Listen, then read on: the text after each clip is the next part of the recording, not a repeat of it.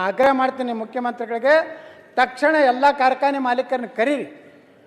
KJ George ಅವರು ಇರಬೇಕು, ನಮ್ಮ ಏನು ಸಕ್ಕರೆ ಮಂತ್ರಿ ಇರಬೇಕು, ಆಯಾ ಭಾಗದ ಜನಪ್ರತಿನಿಧಿಗಳನ್ನ ಕಾರ್ಖಾನೆ ಮಾಡ್ಯಾರ ಅವ್ರನ್ನೂ ಕರೀರಿ. ಕರೆದು ಅಧ್ಯಕ್ಷರೇ, ಇದಕ್ಕೆ ನೀವು ಪರಿಹಾರ ಮಾಡದೇ ಇದ್ದರೆ ಸಕ್ಕರೆ ಕಾರ್ಖಾನೆ, ಒಂದು ಸಕ್ಕರೆ ಕಾರ್ಖಾನೆಗಳು ಕರ್ನಾಟಕ ಬಂದಾದರೆ ಲಕ್ಷಾಂತರ ಕೋಟಿ ವ್ಯವಹಾರ ಬಂದಾಗ್ತದೆ. ಒಂದು ಪಂಚರ್ ಅಂಗಡಿ, ಕಿರಾಣ ಅಂಗಡಿ, ಬಂಗಾರ ಅಂಗಡಿ, ರೈತ, ಅರ್ಬಿ ಅಂಗಡಿ ಎಲ್ಲರೂ ಅದ್ರ ಮ್ಯಾಗ ಡಿಪೆಂಡ್ ಅದಾರ. ಅಧ್ಯಕ್ಷರೇ, ನಾ ಕೈ ಮುಗಿದು ಮುಖ್ಯಮಂತ್ರಿ ಅವ್ರಿಗೆ ಕೇಳ್ತೀನಿ,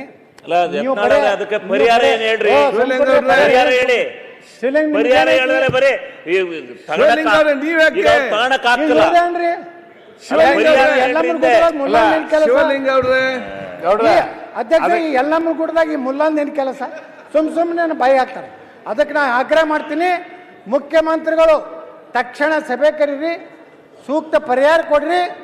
ನೀವು ಎಷ್ಟು ಪರಿಹಾರ ಕೊಡ್ತೀರಿ ಅದನ್ನು ನಾವು ರೈತರಿಗೆ, ನೀವು 3,500 ಕೊಡ್ಬೇಕತ್ತಿರಲ್ಲ, ನಾವು ಕೊಡ್ಲಿಕ್ಕೆ ತಯಾರಿದ್ದೀವಿ.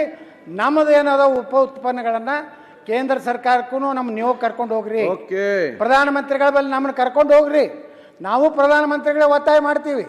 ಪ್ರಧಾನಮಂತ್ರಿಗಳ ನಿರ್ಣಯ ಮಾಡಿದ್ರಿಂದಲೇ ಈ ದೇಶದಾಗ ಸುಮಾರು ಒಂದು ವರ್ಷಕ್ಕೆ $1,00,000 ಕೋಟಿ ಫಾರಿನ್ ಎಕ್ಸ್ಚೇಂಜ್ ಉಳಿದಲಿಕ್ಕೆ ಕಾರಣ ನರೇಂದ್ರ ಮೋದಿಯವರು ಅನ್ನೋಂಥ ಮಾತನ್ನು ಹೇಳಿ ನಾನು ಅಭಿನಂದನೆಯನ್ನು ನಮ್ಮ ನಿತಿನ್ ಗಡ್ಕರಿಗೆ ಸಲ್ಲಿಸಿ, ಯಾರೇ ರಾಜಕಾರಣ ಮಾಡಲಿ, ಯಾರೇ ನನ್ನ ವಿರುದ್ಧ ಮ್ಯಾಗ ಕೇಂದ್ರ ಹೈಕಮಾಂಡ್ ಕೇಳಿ, ಐ ಡೋಂಟ್ ಕೇರ್.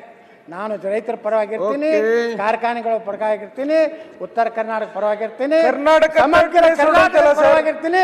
ಕರ್ನಾಟಕ ಒಂದೇ ಇರಬೇಕು, ನಾವೆಲ್ಲ ಸಮಾನತೆಯಿಂದ ಅಭಿವೃದ್ಧಿ ಆಗ್ಬೇಕಂತ ಕೇಳ್ಕೊಂಡು ನಾನು ಮಾತು ಮುಗಿಸ್ತೀನಿ. ಅವಕಾಶ ಕೊಟ್ಟಿದ್ದಕ್ಕೆ ಧನ್ಯವಾದಗಳು.